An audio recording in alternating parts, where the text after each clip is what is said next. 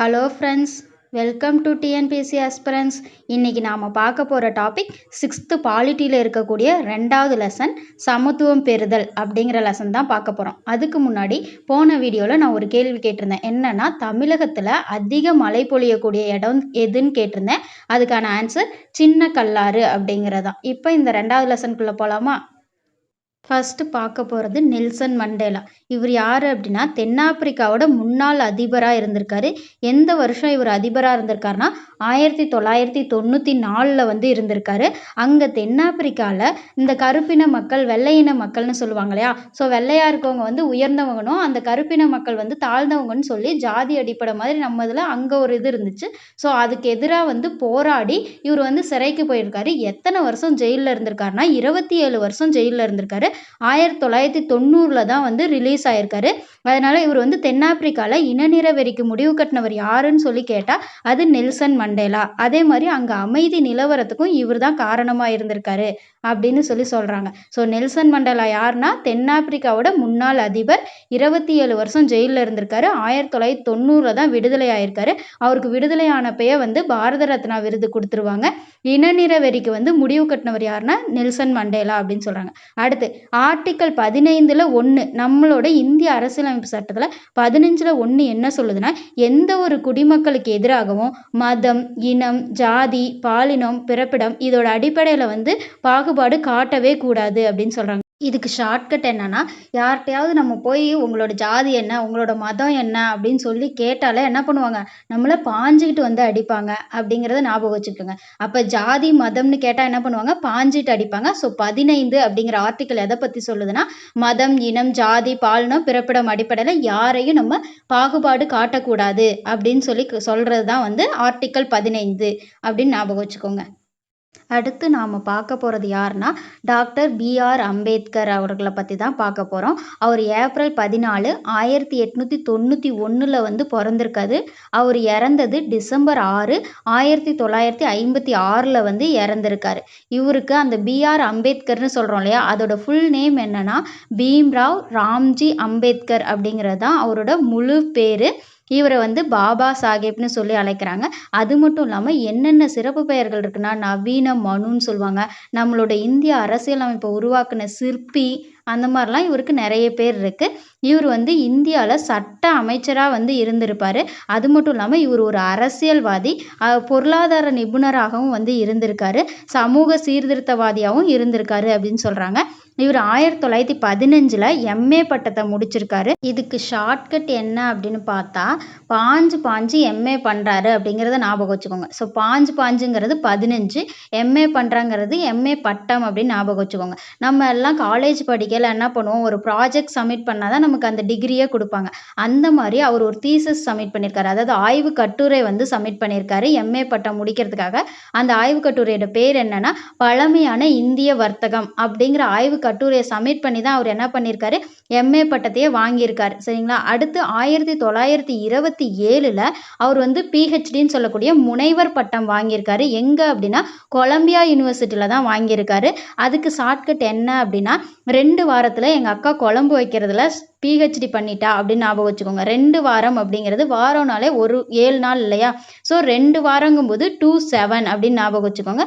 கொலம்பு அப்படிங்கிறது கொலம்பியா யூனிவர்சிட்டியில் பிஹெச்டி பண்ணிட்டாங்க அப்படிங்கிறது பிஹெச்டி பட்டம். ஸோ 2 வாரத்தில் எங்கள் அக்கா குழம்பு வைக்கிறதுல பிஹெச்டி பண்ணிட்டா அப்படின்னு ஞாபகம் வச்சுக்கோங்க. ஸோ 1927 பிஹெச்டி பட்டம் வந்து கொலம்பியா யூனிவர்சிட்டியில் படிச்சிருக்காரு. அடுத்து 1923 லண்டன் பொருளாதார பள்ளியில் டாக்டர் ஆஃப் சயின்ஸ் பட்டத்தை வந்து வாங்கியிருக்காரு. இந்த பட்டம் வாங்கிறதுக்காக அவர் சப்மிட் பண்ண ஆய்வு கட்டுரை தான் ரூபாயின் பிரச்சனைகள் அப்படின்னு சொல்லக்கூடிய ஒரு நூலை வந்து சப்மிட் பண்ணியிருக்காரு. அது வச்சு தான் நம்ம என்ன பண்ணியிருக்காங்க, நம்மளோட இந்திய ரிசர்வ் வங்கி அதாவது RBIயை 1935 ஸ்டார்ட் பண்ணியிருக்காங்க.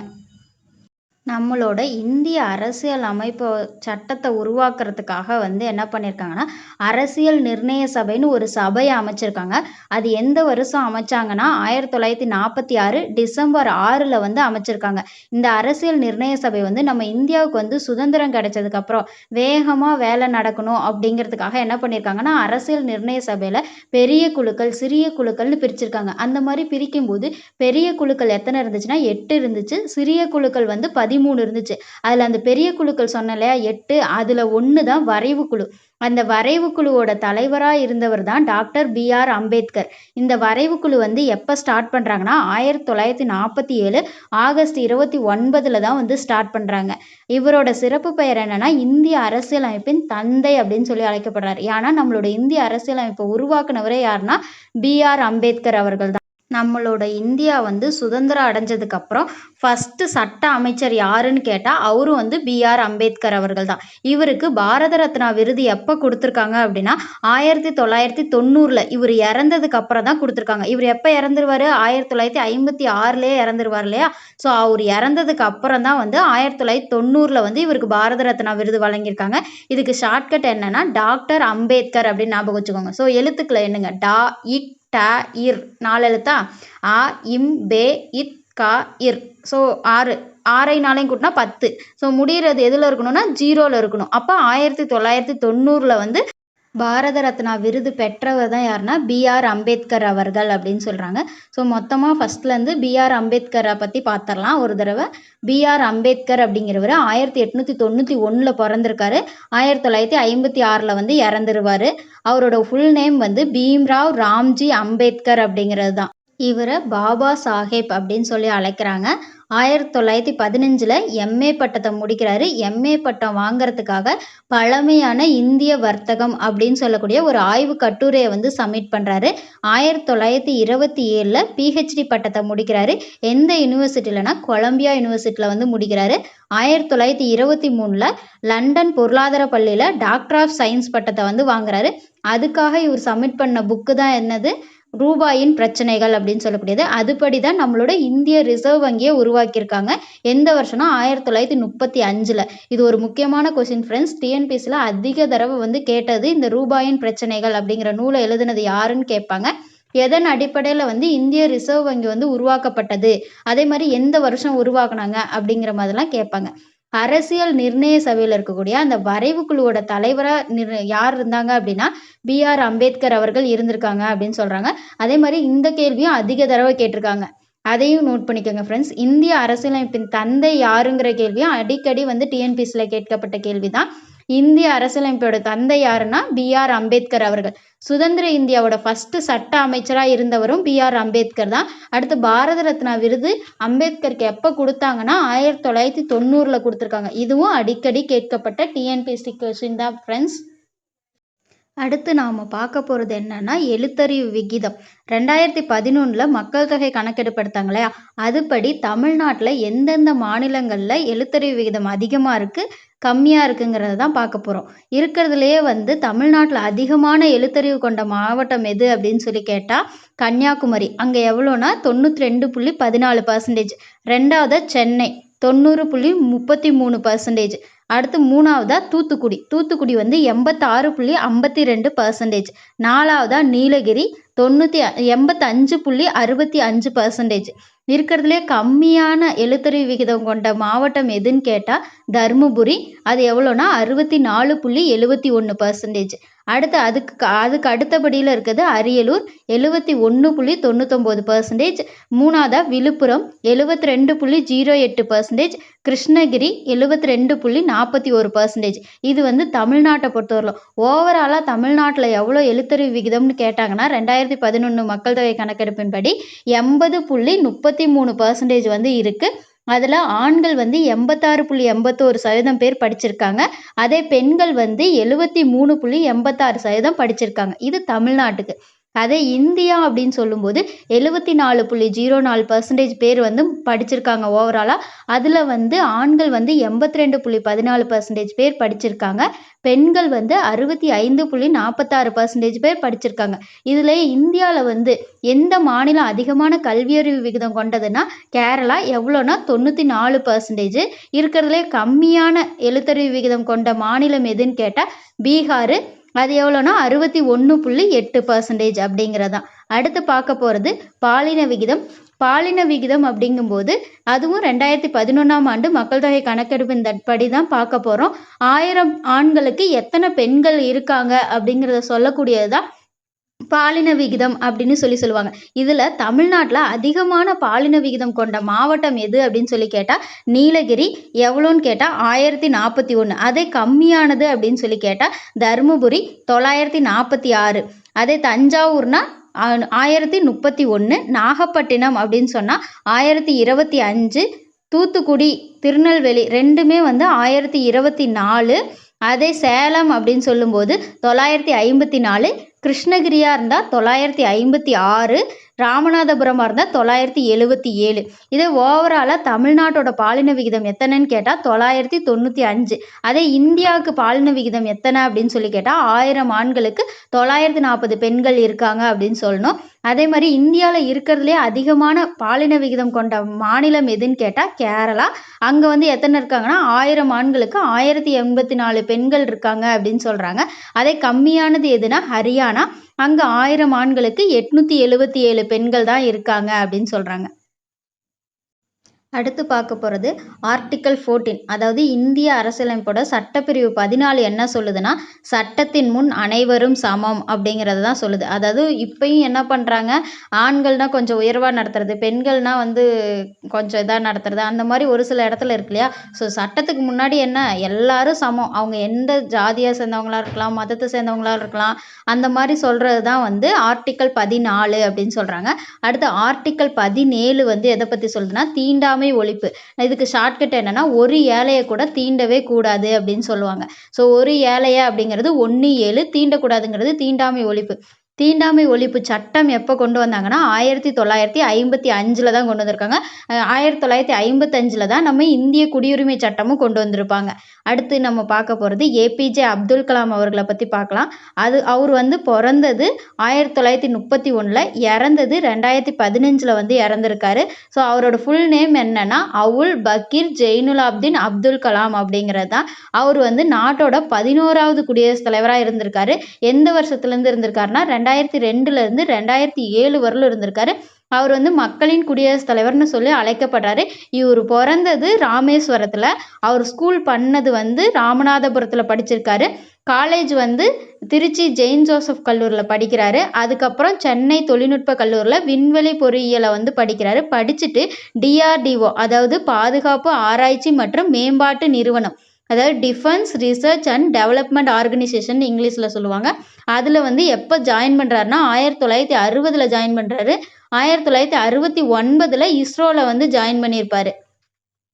டிஆர்டிஓ எப்போ ஸ்டார்ட் பண்ணாங்கன்னா 1958 ஜனவரி மாதம் தான் வந்து டிஆர்டிஓ வந்து ஸ்டார்ட் பண்ணியிருக்காங்க. அப்துல் கலாமுக்கு வந்து எப்போ பாரத ரத்னா விருது கொடுத்தாங்கன்னா 1997 கொடுத்துருக்காங்க.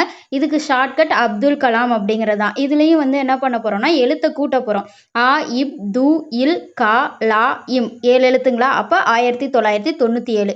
இதுதான் வந்து இந்த பாரத ரத்னா விருது தான் இந்தியாவிலேயே வந்து மிக உயரிய விருது அப்படின்னு சொல்கிறாங்க. இந்தியாவோட ஏவுகணை மனிதர்னு அழைக்கப்படக்கூடியது வந்து அப்துல் கலாம் அவர்கள். அவர் எழுதின நூல்கள் என்னென்னா இந்தியா 2020, அக்னி சிறகுகள், எழுச்சி தீபங்கள், த லூமினஸ் ஸ்பார்க், மிஷன் இந்தியா அப்படிங்கிற புக்கெல்லாம் யார் எழுதியிருக்காங்கன்னா அப்துல் கலாம் அவர்கள் எழுதியிருக்காங்க. இப்போ 1997 வந்து பாரத ரத்னா அப்துல் கலாம் அவர்களுக்கு கொடுத்துருக்காங்களா. இப்போ 2024 யாருக்கு பாரத ரத்னா விருது கொடுத்துருக்காங்கன்னா 5 பேத்துக்கு கொடுத்துருக்காங்க. ஃபஸ்ட்டு வந்து கர்பூரி தாக்கூர் அவங்களுக்கு கொடுத்துருக்காங்க. 2வது எல்கே அத்வானிக்கு கொடுத்துருக்காங்க. 3வது பிவி நரசிம்மராவ்ங்கிறவங்களுக்கு கொடுத்துருக்காங்க. 4வது சரண் சிங்.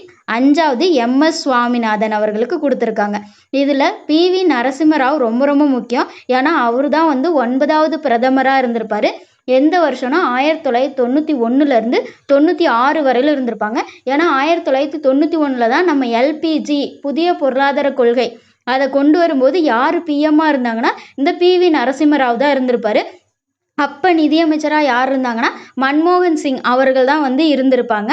எம்எஸ் சுவாமிநாதன் யாருன்னா இந்திய பசுமை புரட்சியின் தந்தை அப்படின்னு சொல்லி அழைக்கிறோம் இல்லையா, அவர் தான் வந்து எம்எஸ் சுவாமிநாதன். ஸோ 2024 எத்தனை பேத்துக்கு பாரத ரத்னா விருது கொடுத்தாங்கன்னா 5 பேத்துக்கு. அது யார் யாருன்னு கேட்டால் Karpoori Thakur, L K Advani, PV Narasimha Rao, Charan Singh, MS Swaminathan, இவங்க 5 பேத்துக்கும் தான் வந்து 2024 கொடுத்துருக்காங்க. இப்போ திரும்பி ஒரு தடவை அப்துல் கலாம் பற்றி ஃபுல்லாக பார்த்துட்டு வந்துடலாம். ஏபிஜே அப்துல் கலாம் அவர்கள் 1931 பிறக்கிறாங்க. 2015 வந்து இறந்துருவார். இவர் அவுல் பக்கீர் ஜெயினுலாப்தீன் அப்துல் கலாம் அப்படிங்கிறது தான் அவரோட ஃபுல் பேர். இவர் இந்தியாவோட 11வது குடியரசுத் தலைவராக இருந்திருக்காரு. எந்த வருஷத்துலேருந்துனா 2002லேருந்து 2007 வரலும் இருக்கார். இவர் மக்களின் குடியரசுத் தலைவர்னு சொல்லி அழைக்கிறாங்க. இவர் ராமநாதபுரத்தில் தான் பள்ளி படிப்பு முடிச்சிருக்காரு. காலேஜ் வந்து திருச்சி ஜெயின் ஜோசப் கல்லூரியில் படிக்கிறாங்க. சென்னை தொழில்நுட்ப கல்லூரியில் விண்வெளி அறிவியல் வந்து அதாவது விண்வெளி பொறியியல் வந்து படிக்கிறாரு. அதுக்கப்புறம் 1960 டிஆர்டிஓவில் வந்து சேர்ந்துடுறாரு. அதுக்கு அடுத்து இவருக்கு பாரத ரத்னா விருது எப்போ கொடுக்குறாங்கன்னா 1997 கொடுக்குறாங்க. இவர் தான் வந்து இந்தியாவின் ஏவுகணை மனிதர்னு சொல்லி அழைக்கிறாங்க. அப்துல் கலாம் ஐயா அவர்கள் எழுதின புக்கு எது அப்படின்னு சொல்லி கேட்டால் இந்தியா 2020, அக்னி சிறகுகள், எழுச்சி தீபங்கள், த லூமினஸ் ஸ்பார்க், மிஷன் இந்தியா அப்படிங்கிறது தான். அடுத்து அப்துல் கலாம் முடிஞ்சிருச்சு. அடுத்து இருக்கக்கூடியவங்க சே இளவழகி அப்படிங்கிறவங்க. இவங்க 2008 பிரான்சின் கேனஸ் நகரில் பாலைஸ் தேஸ் விழா போட்டி நடக்குது. அதில் தான் இவங்களோட ஃபஸ்ட்டு கேரம் சாம்பியன் பட்டத்தை வந்து வென்றிருக்காங்க. அதே வருஷத்தில் அதாவது 2008 தேசிய கேரம் சாம்பியன் போட்டியில் முன்னாடி உலக சாம்பியனாக இருக்கக்கூடிய ரேஷ்மி குமாரி அப்படிங்கிறவங்கள தோற்கடித்து இவங்க வந்து சாம்பியன் பட்டம் வென்றிருக்காங்க. அடுத்து பார்க்க போகிறது மாரியப்பன் தங்கவேலு. இவங்க வந்து யார் அப்படின்னா தமிழ்நாட்டில் சேலத்தை சேர்ந்தவர். 2016 ரியோடி ஜெனிவாவில் நடைபெற்ற பாரா ஒலிம்பிக் போட்டியில் உயரம் தாண்டுதலில் 1.89 மீட்டர் வந்து தாண்டி இவர் தங்கப்பதக்கம் வென்றிருப்பார். அதுக்கு அடுத்து பார்க்கக்கூடியது விஸ்வநாதன் ஆனந்த். இவர் யார் அப்படின்னா இவர் ஒரு செஸ் பிளேயரு. இவர் 2000, 2007, 2008, 2010, 2012 இந்த 5 வருஷத்துலையும் வந்து சதுரங்க விளையாட்டில் உலக சாம்பியனாக வந்து விளங்கியிருப்பார். விஸ்வநாதன் ஆனந்த் வந்து தன்னோட 14 வயசுலேயே வந்து உலக இளையவர் சதுரங்க போட்டியில் வந்து சாம்பியன் பட்டம் வென்றிருப்பார். இவர் தான் வந்து 1988 இந்தியாவினுடைய முதல் கிராண்ட் மாஸ்டராகவும் ஆயிருப்பார். இப்போ நம்ம தமிழ்நாட்டினுடைய முதல் பெண் கிராண்ட் மாஸ்டர் யார் அப்படின்னு சொல்லி கேட்டால் வைஷாலி. அவங்க தான் வந்து தமிழ்நாட்டின் முதல் பெண் கிராண்ட் மாஸ்டர். அதே மாதிரி நாட்டிலேயே விளையாட்டு வீரர்களுக்கு கொடுக்கக்கூடிய மிக உயரிய விருது தான் ராஜீவ்காந்தி கேல் ரத்னா விருது அப்படிங்கிறது. அதை பெற்ற ஃபஸ்ட்டு நபரும் யாருன்னா விஸ்வநாதன் ஆனந்த் தான். எந்த வருஷம் அப்படின்னா 1991 92 தான் வந்து அவருக்கு கொடுத்துருப்பாங்க. இப்போ இந்த விருதோட பேர் என்ன அப்படின்னா மேஜர் தயான்சந்த் கேல் ரத்னா விருது அப்படிங்கிறதான். இது 2024க்கான விருது இந்த வருஷம் தான் கொடுக்குறாங்க. அந்த விருது வந்து மொத்தம் 4 பேத்துக்கு கொடுக்குறாங்க. டி குகேஷ் அவர் வந்து தமிழ்நாட்டை சேர்ந்தவர். செஸ்ஸில் அவருக்கு கொடுக்குறாங்க. அடுத்து பிரவீன் குமார் அவங்களுக்கு பாரா தடகளம் அப்படிங்கிற விளையாட்டில் கொடுக்குறாங்க. ஹர்மன் பிரீத் சிங் அவங்களுக்கு வந்து ஹாக்கியில் கொடுக்குறாங்க. மனு பாக்கருக்கு துப்பாக்கி சுடுதலில் வந்து கொடுக்குறாங்க. ஸோ 2024 எத்தனை பேத்துக்கு வந்து இந்த தியான்சந்த் கேல் ரத்னா விருது கொடுக்குறாங்க அப்படின்னா 4 பேத்துக்கு. நாட்டின் 2வது உயரிய விருது தான் பத்ம விபூஷன். அது எந்த வருஷம் இவருக்கு கொடுத்துருக்காங்கன்னா 2007 கொடுத்துருக்காங்க. நெக்ஸ்ட் புக் பேக் கொஷின் பார்க்கலாம் ஃப்ரெண்ட்ஸ். வாங்க. பின்வருவனவற்றுள் எது பாரபட்சத்திற்கான காரணம் அல்ல அப்படிங்கிறதுக்கான ஆன்சர் வந்து புவியியல் அப்படிங்கிறது தான் ஆன்சர். நான் தப்பாக குறிச்சிட்டேன், சாரி ஃப்ரெண்ட்ஸ். புவியியல் அப்படிங்கிறது தான் கரெக்டான ஆன்சர்.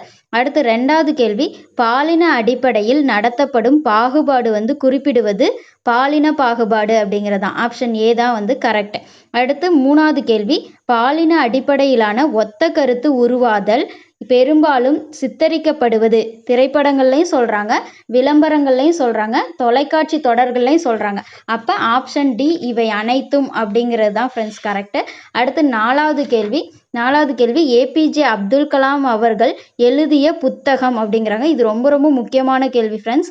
இந்தியா 2020, அக்னி சிறகுகள், எழுச்சி தீபங்கள் இது எல்லாமே வந்து ஏபிஜே அப்துல் கலாம் எழுதின புக்கு தான். அப்போ ஆப்ஷன் டி இவை அனைத்தும் அப்படிங்கிறது தான் கரெக்ட். அடுத்து 5வது கேள்வி, ஏபிஜே அப்துல் கலாம் அவர்களுக்கு பாரத ரத்னா விருது வழங்கப்பட்ட ஆண்டு கேட்குறாங்க. இதுவும் ரொம்ப ரொம்ப முக்கியமான கேள்வி. இதுக்கான ஆன்சர் 1997. ஏன்னா அப்துல் கலாம் அப்படிங்கிற பேரை கூட்டினா 7 எழுத்து வருது. அப்போ 7ல் முடிகிறதா தான் இருக்கணும். 6th கொஷின், விஸ்வநாதன் ஆனந்த் முதலில் கிராண்ட் மாஸ்டரான ஆண்டு எப்போன்னு கேட்குறாங்க. இதுக்கான ஆன்சர் ஆப்ஷன் டி 1988 தான் கரெக்டு. 7வது கேள்வி, இளவழகி சிறந்து விளங்கிய விளையாட்டு எதுன்னு கேட்குறாங்க. அவங்களுக்கான ஆன்சர் வந்து சி கேரம் விளையாட்டில் தான் அவங்க வந்து சிறந்து விளங்கினாங்க. 8வது கேள்வி, அரசியல் அமைப்பின் எந்த பிரிவின் கீழ் எந்த ஒரு குடிமகனுக்கும் எதிராக மதம், இனம், ஜாதி, பாலினம், பிறந்த இடம் ஆகிய அடிப்படையில் பாகுபாடு காட்டக்கூடாது என கூறுகிறது? நம்ம ஏற்கனவே சொன்னோம், யார்கிட்டயாவது போய் ஜாதி என்ன மதம் என்னன்னு கேட்டால் பாஞ்சுக்கிட்டு அடிக்க வந்துடுவாங்க. அப்போ ஆப்ஷன் பி 15ல் 1 அப்படிங்கிறது தான் கரெக்டு. அதுவும் ரொம்ப முக்கியமான கேள்வி ஃப்ரெண்ட்ஸ். அடுத்து 9th கொஷினும் ரொம்ப ரொம்ப முக்கியம். B.R. அம்பேத்கர் அவர்களுக்கு பாரத ரத்னா விருது வழங்கப்பட்ட ஆண்டு. நம்ம ஏற்கனவே பார்த்தோம், டாக்டர் அம்பேத்கர் அப்படிங்கிறத கூட்டினா 10ன்னு வரும். ஸோ 0ல் முடிகிறது தான் ஆன்சராக வரும். அப்போ ஆப்ஷன் ஏ 1990 அப்படிங்கிறது தான் கரெக்டு. இது அதிக டைம் வந்து டிஎன்பிசியில் கேட்ட கேள்வி. அடுத்து 10வது கேள்வி, 2011ஆம் ஆண்டின் கணக்கெடுப்பின்படி தமிழகத்தில் அதிகமான கல்வியறிவு பெற்றுள்ள மாவட்டம் எதுன்னு கேட்குறாங்க. எப்பொழுதுமே பொண்ணுங்க தான் அதிகமாக படிப்பாங்க. அப்போ கன்னியாகுமரி அப்படிங்கிறது தான் அதிகமாக படிக்கக்கூடிய மாவட்டம். ஏன்னா கன்னிங்க தான் அதிகமாக படிப்பாங்கன்னு ஷார்ட்கட் வச்சுக்கோங்க ஃப்ரெண்ட்ஸ். அடுத்து பார்க்க போகிறது பொறுத்துக்க. ஃபஸ்ட்டு என்ன கேட்டிருக்காங்கன்னா, பாரபட்சம் அப்படிங்கிறது பிறரை பற்றி எதிர்மறையான மதிப்பிடுதல் அப்படின்னு சொல்கிறது. அடுத்து ஒரே மாதிரியான கருத்து உருவாதல் அப்படிங்கிறது தவறான பார்வை அல்லது தவறான கருத்து அப்படிங்கிறது ஆன்சர். பாகுபாடு அப்படிங்கிறது என்னன்னா, மற்றவர்களை காட்டிலும் சிலரை தாழ்வாக நடத்துவது அப்படிங்கிறது தான் பதில். பிரிவு 14 எதை சொல்லுதுன்னா, சட்டத்திற்கு முன் அனைவரும் சமம். பிரிவு 17 எதை பற்றி சொல்லுதுன்னா, தீண்டாமை ஒழிப்பு. ஒரு ஏழையை கூட தீண்டக்கூடாதுன்னு சொல்லியிருக்கோம் இல்லையா? அதனால் பிரிவு 17 வந்து தீண்டாமை ஒழிப்பை பற்றி சொல்லுது. ஸோ பாரபட்சம் அப்படிங்கிறது பிறரை பற்றி எதிர்மறையான மதிப்பிடுதல். அதே ஒரே மாதிரியான கருத்து உருவாதல் அப்படிங்கிறது தவறான பார்வை அல்லது தவறான கருத்து. பாகுபாடுங்கிறது மற்றவர்களை காட்டிலும் சிலரை தாழ்வாக நடத்துவது. பிரிவு 14 வந்து சட்டத்திற்கு முன் அனைவரும் சமம். பிரிவு 17 வந்து தீண்டாமை ஒழிப்பு. அப்போ 5, 3, 4, 2, 1 அப்படிங்கிறது தான் கரெக்ட். அடுத்து பார்க்க போகிறது கோடிட்ட இடம் ஃப்ரெண்ட்ஸ். 12வது கேள்வி என்னன்னா, டேஸ் என்பது மற்றவர்களை பற்றிய எதிர்மறையாக அல்லது தாழ்வான முறையில் வந்து கருதுவதாகும் அப்படின்னு சொல்லி கேட்குறாங்க. அதுக்கான பதில் பாரபட்சம் அப்படிங்கிறது தான். அடுத்து டேஸாம் ஆண்டு ஏபிஜே அப்துல் கலாம் வந்து பிறந்தார் அப்படின்னா 1931. 14வது கேள்வி ஃப்ரெண்ட்ஸ், இந்தியாவில் மிக உயர்ந்த விளையாட்டு விருதான ராஜீவ்காந்தி கேல் ரத்னா விருதினை முதலில் பெற்றவர் யாருன்னு கேட்குறாங்க. அப்படி பார்த்தா விஸ்வநாதன் ஆனந்த் அவர் தான் வந்து வாங்கியிருக்காரு. எந்த வருஷம்னா 1991லேருந்து 92. அடுத்து 15வது கேள்வி, சுதந்திர இந்தியாவின் முதல் சட்ட அமைச்சர் யாருன்னு கேட்குறாங்க. அது B.R. அம்பேத்கர் அவர்கள். அடுத்து 16வது கேள்வி, 2011ஆம் ஆண்டு மக்கள் தொகை கணக்கெடுப்பின்படி குறைந்த பாலின விகிதம் உள்ள மாவட்டம் எது அப்படின்னு சொல்லி கேட்டால் தர்மபுரி. எவ்வளோனா 946 அப்படிங்கிறது தான். இதோட 6th ஃபஸ்ட் டேர்மில் இருக்கக்கூடிய பாலிட்டி லெசன் வீடியோ வந்து கம்ப்ளீட்டட் ஃப்ரெண்ட்ஸ். நெக்ஸ்ட் வீடியோவில் 6th பாலிட்டியில் இருக்கக்கூடிய டேர்ம் 2ல் இருக்க லெசன்ஸை பார்க்கலாம். ஓகேவா ஃப்ரெண்ட்ஸ்? Thank you friends.